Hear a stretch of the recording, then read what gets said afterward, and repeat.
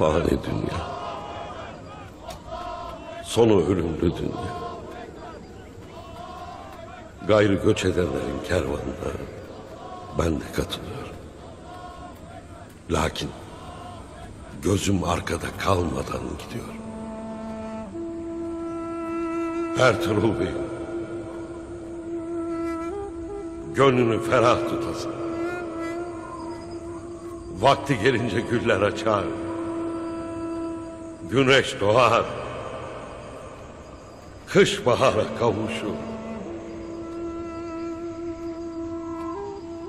Gönlüne fethi ateşini düşüren Rabbim seni fatih kılacak. Bin atlı akınlarla kıtalardan kıtalara koşacaksın.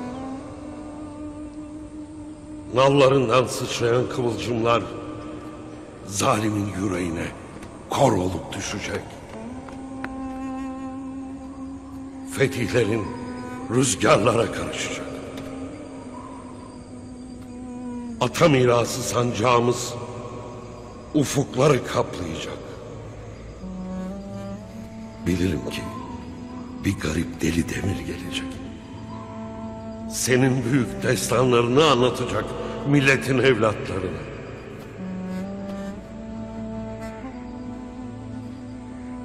Dilden dile yayılan destanların mazlumlara kuvvet, zalimlere korku verecek.